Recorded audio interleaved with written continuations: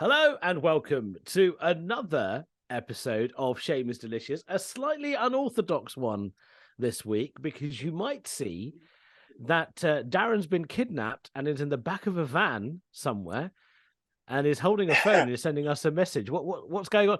Darren, what's going on where you are? Basically, I feel like the daughter from Taken. Yeah. Somebody has kidnapped me and I have found an iPhone. No, I'm coming back from training from dancing on ice, and if you haven't heard, I'm doing it.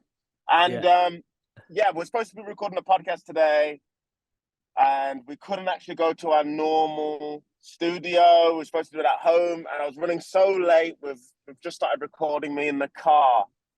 Yeah, it's a very DIY podcast, isn't it, today? Yeah, so today, listen, this week you're going to have to put up with us because Darren and his successful skating career has slightly put everything up for grabs. I'm in my house in London, recording from here. Darren's currently in a car going to his abode, also in London. Yep, also in London. Central London, I'm doing all right. It's still renting though, and so, so once Darren gets home, which he's for the last 20 minutes, he said is 20 minutes. I'm 10 minutes away. So people don't know, I've got ice on my knee. I'm holding a bag of ice. Oh yeah, I forgot to. I was going to talk about the pod. Yep. Because I fell on my knee. I was going to say you're carrying the ice because you love ice skating so much. You just want ice with you everywhere. You skate everywhere now. This is what you do. And my favorite rapper is Vanilla Ice. And Vanilla Ice, yeah. And your favorite song is Ice Ice Baby. That was terrible. You can't use my one. I thought you were going to say something unique and different. Instead, you just said the same thing as me. Isn't Ice Cube a rapper? What does Ice Cube do? Ice Cube is a rapper. Jeez, how non-black are you? Like, I'm your black friend. Isn't Ice Cube? Do you know him as an actor? Is that how long ago? Yeah, I know him as an actor. Yeah. Oh my god! You're like, you know that actor? He looks like he could rap that Ice Cube. Shame is delicious. So, Darren has made it home. I am home. How's your knee? Yeah, it's hurting a lot. I just fell. All my weight fell on my knee on the ice. It's gonna be bruised in the morning. I said to Tippy, well, sorry, I was burping. I said to Tippy, I said I was a fit, healthy man before I started this show, and every time I leave the ice, I'm like the Tin Man.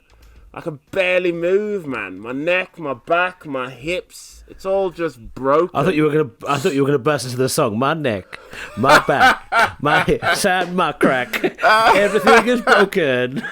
My pussy and my crack. It's all gone. Yeah, it's been well, look, you're on Dancing on Ice. It's sick, and you did the first show, and you didn't embarrass yourself. Honestly, I'll be honest. I was worried for you, but by all accounts, it's gone well. Everybody was worried for. I was worried.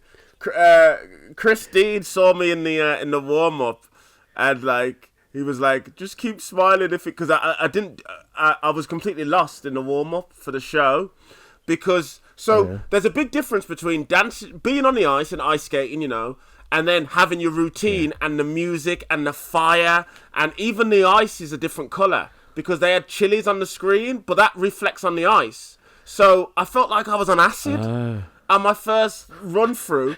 And I was so lost, I didn't know what I was doing, and then the fire was being blown up. So my run-throughs on Saturday were horrible. Like, I literally just stood still and was lost. And then I went to bed at 7:30 p.m. Saturday night, and woke up the next morning, and I felt much better. But I'll tell you one thing, I already feel better about my next routine than I do about that one. I already feel more confident about it, which is good. Even though you fell on the ice today. Even though I fell on... Well, you know what, Eshaan? We try and talk about the positives as opposed to the negatives. You piece of shit. Yeah, sorry. I felt bad. I dropped my partner as well. Yeah, I've got 4 knees right? At the minute. She's fine. You know what it is about ice skaters I've learned? They're like war vets, man. They take so much punishment and they're just, fine. Like, they're used to it. It's, you know, she's been doing it since So she was used to it, yeah. a child. Yeah. Whereas I have one fall and I'm like, oh, I need a medic. Yeah. Honestly, I have to say, when I saw the clips as well, like, I was so proud of you because I was like, I can see the concentration on your face, but you're also trying to put your performance smile face on. So Yeah. you looked insane. You looked, your face was insane. I was like, I can tell I'm his friend, so I know he's concentrating, but he's also trying to perform at the same time. Your eyes were massive, your teeth were massive, everything. That's what I said. I said I must have looked like a crazy person because, yeah, there's moments where I'm like, be in the moment and have a good time, and there's other moments where I'm like, yeah, it's wild. Yeah. I made a big. So this is the thing, right? This is what I've learned about ice skating or any sort of routine, sort of partner work. You know, that you can't improvise. It's the one thing you can't do. You can't improvise because me and Tippy, we have a routine. We set the routine. Yeah. When I do this step, she does that step, etc. And during the routine, I got so cocky. My comedian brain kicked in. And there's a part of the routine where we look to the left and we go, fireball, right? Yeah. We did that. Yeah. That went fine. And then if you ever watch the clip, I do like a body roll type movement, right? Oh, I did see that. Yeah, that's not a part of the routine. That was just me going, everything's going so well, let me add a bit of spice. And then guess what happens? And you can't see it in that clip. That's when I lost balance. Right in front of the judges. Because I was trying to like do my own little give it thing. all that shit, yeah. The carnival. And I went Notting Hill Carnival for about 2 seconds and lost my balance in front of O.T. Ashley and Torval and Dean. Yeah. So that's why they said I had that stumble. And then Tippy was a little bit ahead of me because we're supposed to get into it. So I realised, like, as a comedian, what happens is our senses are wild. Like, we are constantly overthinking, analysing everything that's happening. And I think that's what happened to me in my run-through when I had, you know, the fire and everything for the first time. I was over-analysing everything and trying to react to it, and it put me off my performance. And I realised in my main and my Sunday routine that I've just got to focus on what I'm doing and not try and improvise, because when you try and improvise, it all goes tits up. Well, look, I mean, we're all incredibly proud of you. We really hope that you have, like, a really good run. Yeah. And I can't imagine doing that, bruv. Like, there's a reason they don't do Notting Hill Carnival in the snow. There's a reason. Do you know what I mean? Like, and your inclination to want to dance, which I understand because I'm the same, but to dance on ice is, like, incredibly hard. So yeah. I of course, I was willing you to do well, but for the sake of the pod, man, I so wish you fell. I'm telling you, there is a part of you in it where you go, this would be funny. This is because I feel like it would be funny. I feel like as a comedian, we get kind of a pass on that.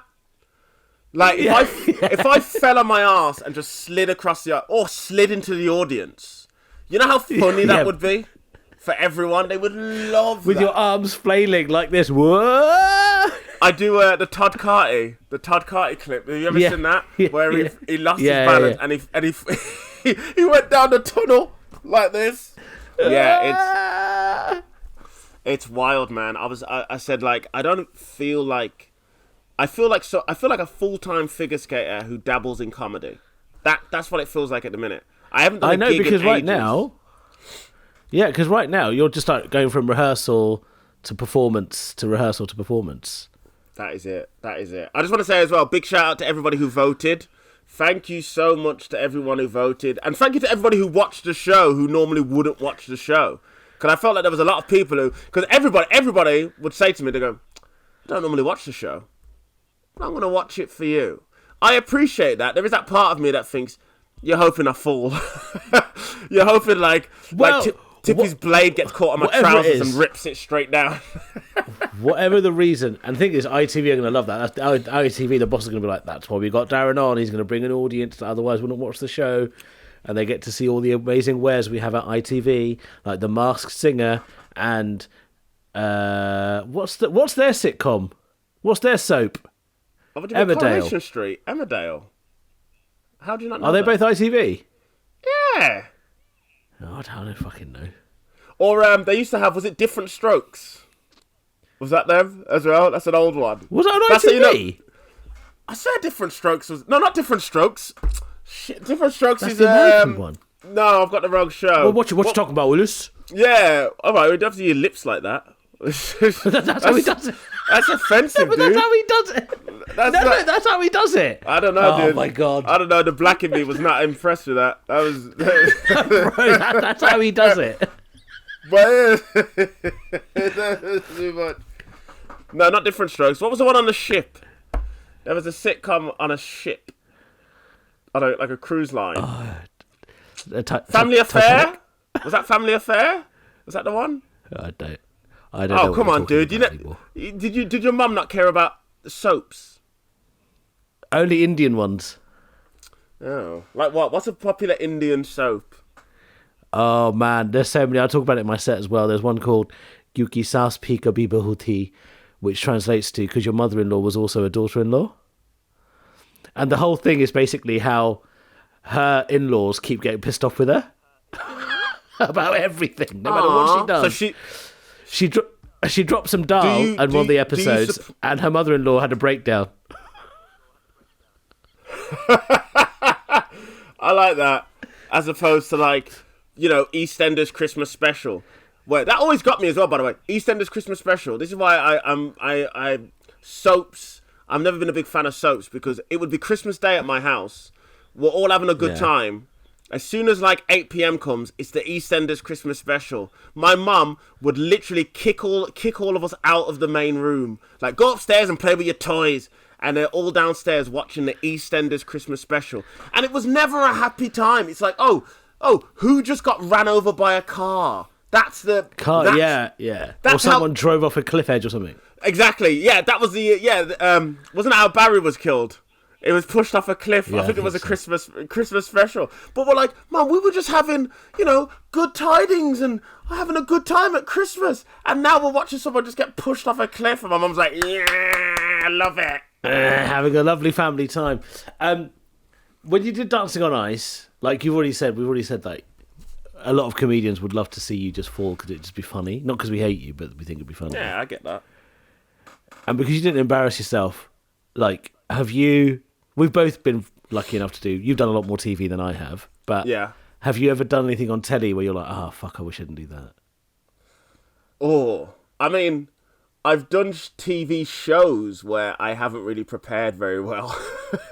And at the end of it, I've gone, oh, I wish I prepared, man. Oh boy. I've had a couple TV shows where I've had really bad appearances.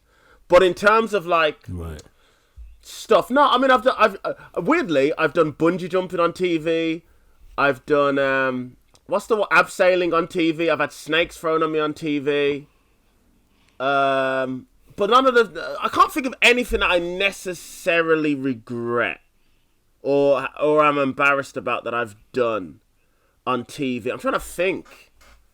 I don't think so. No, I've done so many things. You know what the thing with me is? I never look back. I only ever move forward. I don't sit back and go, remember that time I appeared on this show and I did. I don't do that because I get too in my head about things. Like, my uncle records everything I do. He's obsessed with recording everything that I do. And that's so sweet. It is so sweet, but there's gonna be a point where, like, he's gonna be like, oh, you want to come and watch your second Mock of the Week appearance? No, actually. Oh, that was a bad time. Oh, that was a show that I was bad. Oh, I don't mind telling that. So, my first Mock of the Week appearance, I was sick. You know when you like, first time, got to make an impression, yada yada yada. Yeah.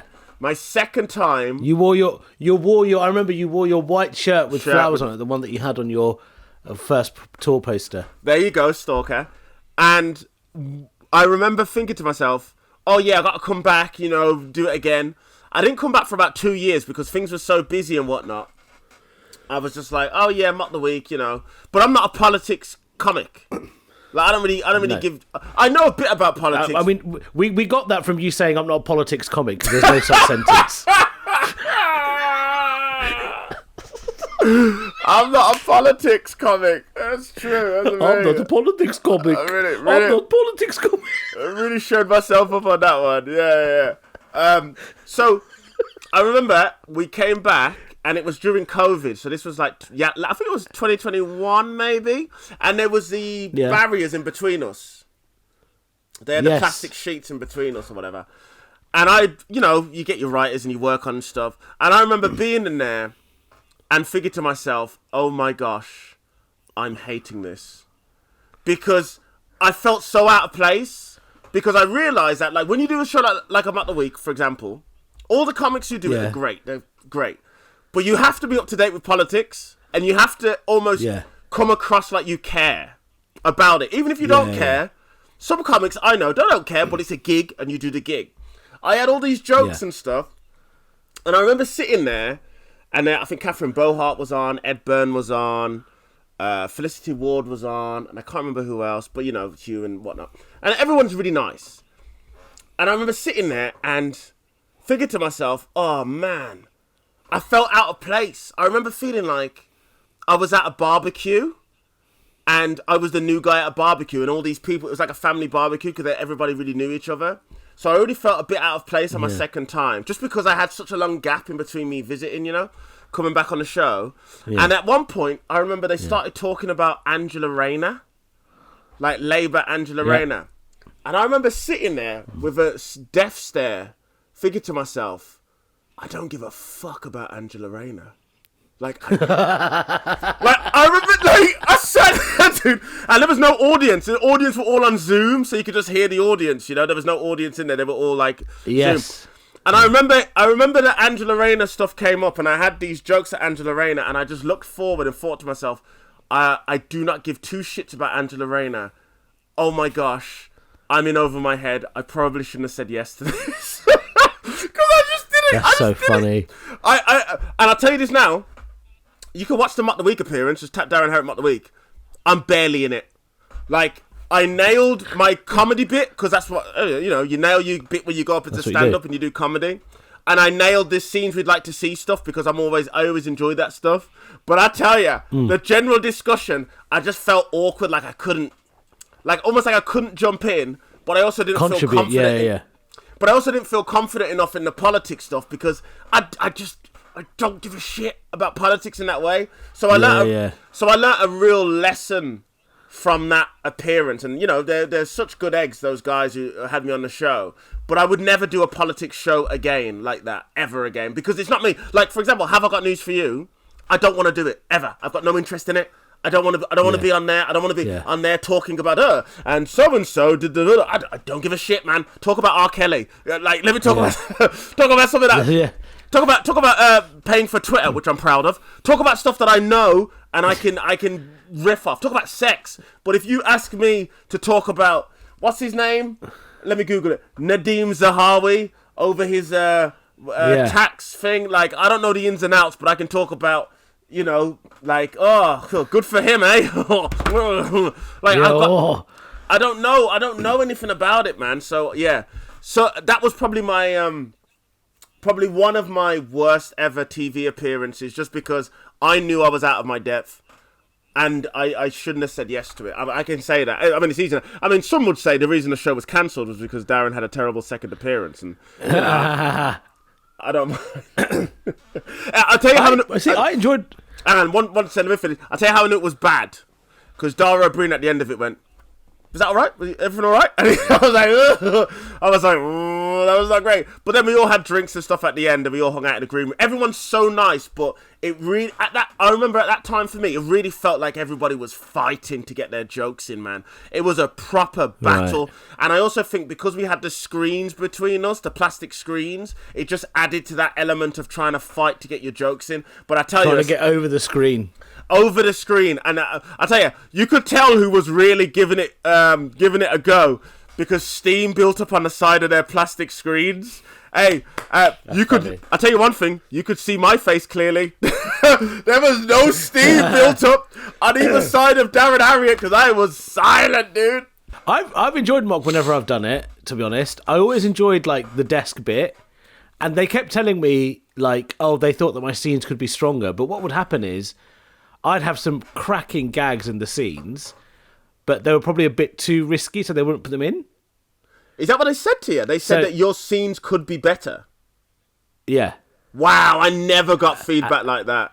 For that, anyway. As in, my scenes we'd like to see could be stronger. And I was like, well, they are good, but you're just not putting them in. And so, I mean, that's not my problem.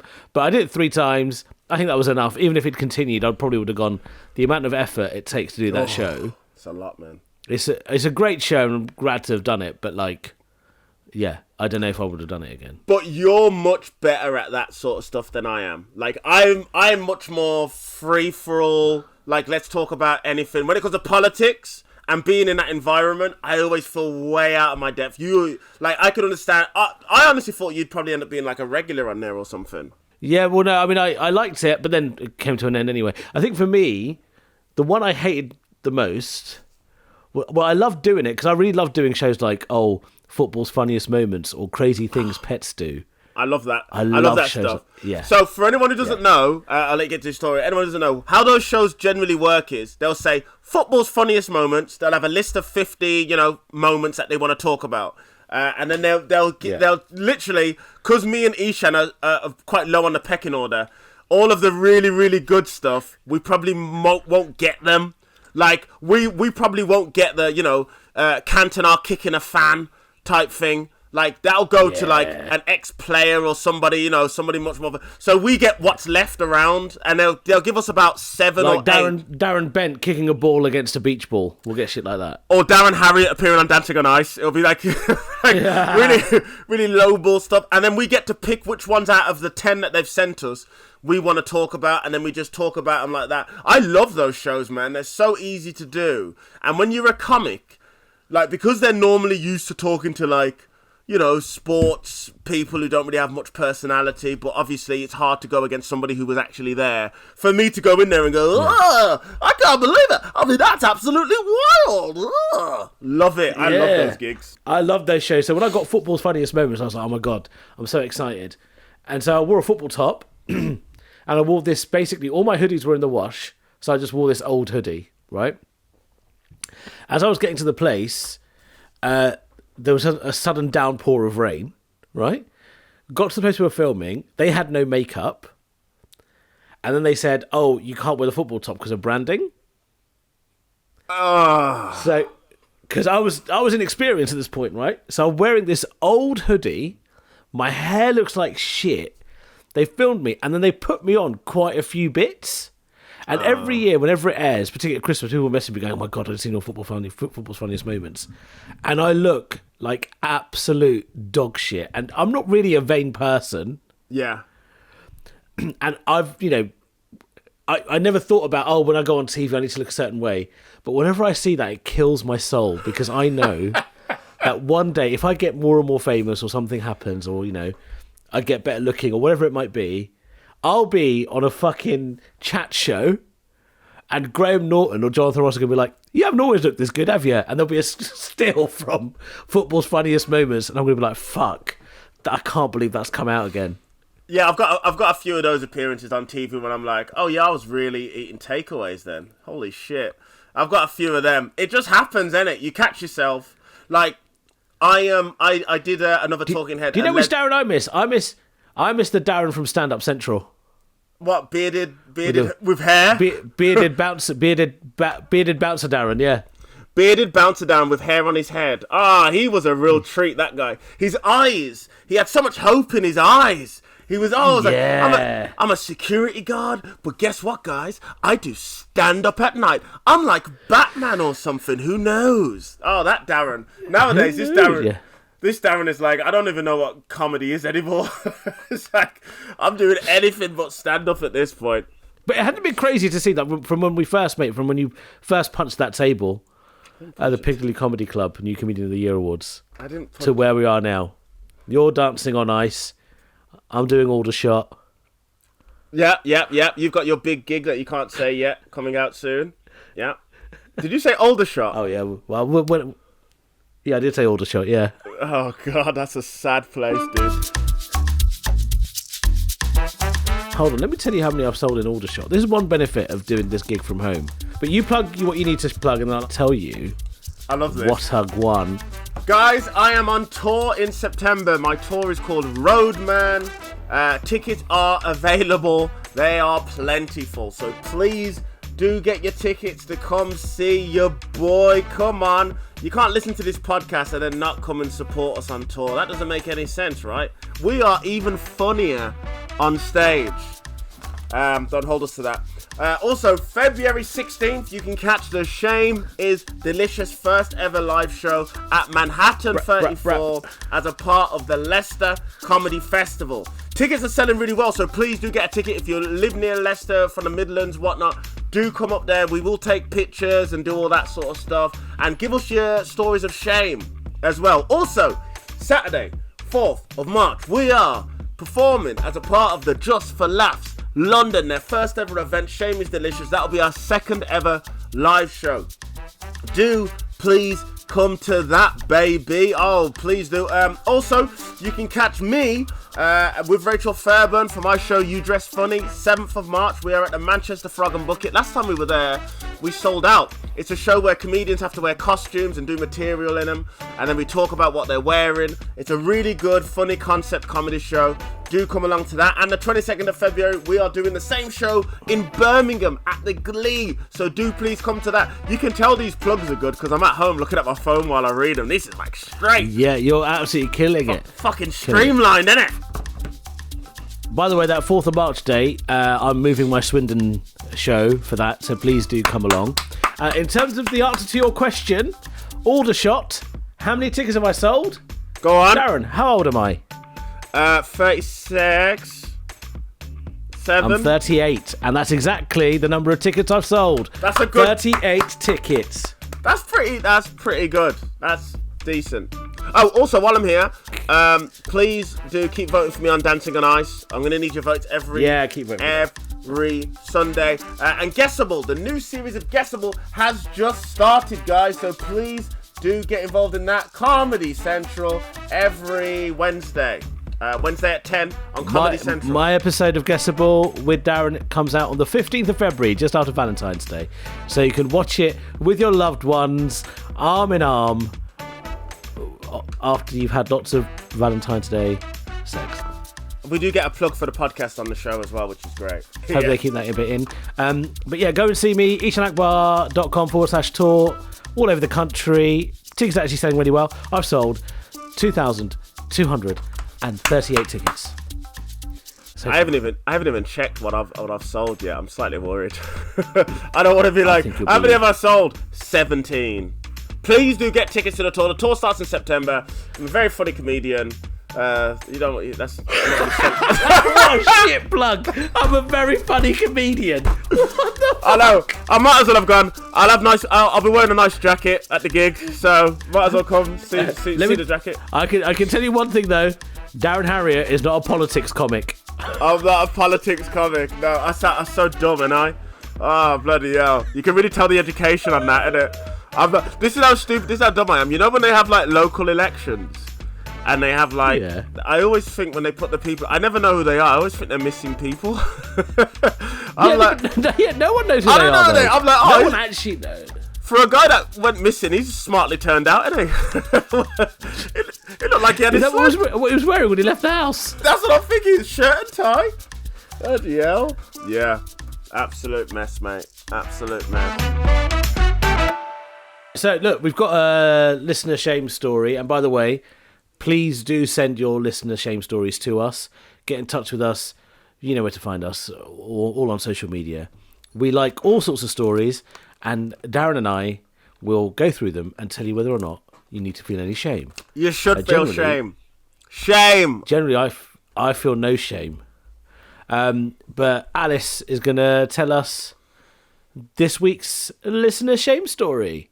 Years ago, back when pubs had a kicking out time, my boyfriend at the time and I were feeling frisky. It was about 10:50 p.m. Southend High Street used to have elevated stone garden areas with bushes, plants and seating round the sides. So I dragged him in one of them, knowing full well we had to be quick because the high street would be full of drunk people spilling out in 10 minutes. We had fantastic sex in the middle of the high street. There were still people around, we could hear them, but not too many. She's not ashamed of this because it was fun, but should she be ashamed? Oh, wow. What a freak. Of course it's Southend. Of course it's Southend. You know what they say?